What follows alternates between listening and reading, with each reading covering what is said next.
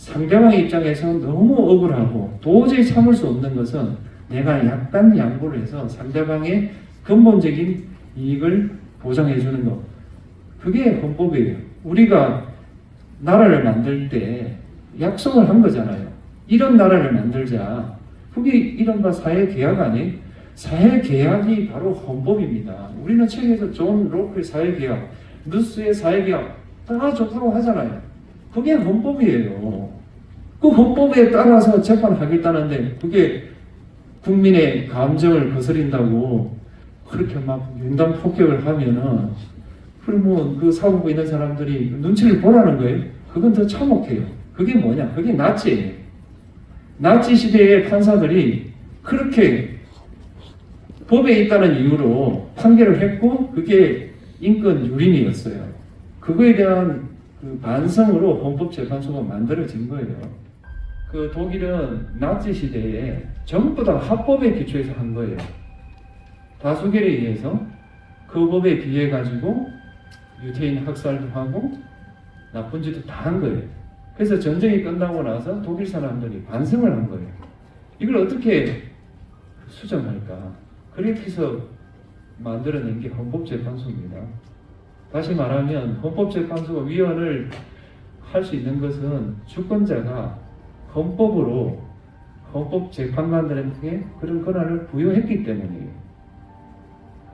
어쩌면 국회는 그 당시에 다수의 뜻에 따라 조직되지만 헌법재판소가 위원 재판을 하는 것은 주권자가 숙고 끝에 내린 결단에 따라 권한을 부여한 거예요. 그 권한에 대해서 국민의 대표인 국회가 그 문제 삼는 것은 이해가 안 돼요. 그러면 왜 헌법재판관들한테 그런 권한을 부여했겠느냐? 이에 대해서 책이 있어요. 미국 사람이 쓴 책에 보면 이렇게 설명을 해요. 정부 구성에서 사법부는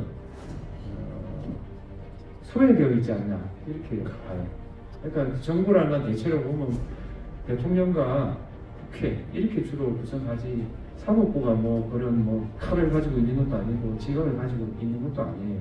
그러니까 다수의 뜻에 통과된 법이 문제라는 걸 지적하는 데 적합하다 이렇게 봤고요. 두 번째는 재판관은 자기 직을 유지하는 데 관심이 적다 이렇게 본 거예요. 그러니까 국회의원들은 다음 선거에서 내가 이기느냐 지냐 이게 관심이 커요. 예를 들면 동성동본 불운. 동성동본 불운이 뭔지 아세요? 우리나라의 김해 김씨가 300만 정도 된다고 그래요. 그 김해 김씨들끼리 아무리 사랑해도 결혼을 할 수 없다. 이런 민법이 있어요. 이게 이해가 돼요, 여러분? 그런 법이 있었다니까요. 그 법을 누가 봐도 위헌이잖아요, 누가 봐도. 근데 그걸 안 고치는 거예요. 근데 누가 고쳤느냐? 누가 고쳤습니까? 헌법재판관들이 고친 거예요. 그걸 헌법 불합치를 했지요. 왜냐? 헌법재판관의 임기가 정해져 있어요. 6년이 연임된 사람은 거의 없어요. 6년이면 끝인 거예요. 내 임기가 보상되어 있기 때문에 이 결정을 한다고 해서 내가 연임이 되냐 안 되냐 이렇게 생각하는 사람 아무도 없어요. 그렇기 때문에 적합하다는 거예요. 그런데 국회의원들은 어떻게 하냐? 이걸 행사했을 경우에 내 그 재선에 자기 선거에 도움이 되냐 안 되냐 이걸 생각하게 돼 있다는 거예요. 그럼 그럴 수밖에 없어요. 그래서 국민의 대표이기 때문에 모든 것을 다 우선할 수는 없다. 그게 주권자의 뜻이다. 대한민국 헌법에 그렇게 나와 있어요. 그래서 저는 그 탄핵 재판할 때 여당, 야당 가리지 않고 항의 시위를 했어요. 그리고 어떤 정당은 헌법재판소장 대행하고 면담하자고 제안했어요. 거절했어요. 이유는 면담을 해가 어떻게 하려고요? 면담을 받아주는 그 자체가 재판의 독립을 해치는 거예요. 그 결과를 국민이 받아들이겠습니까? 그런데 왜 그렇게 해요? 국민의 대표면 뭐든 다 할 수 있어요? 그리고 국민의 대표는 뭐 어려웁니까?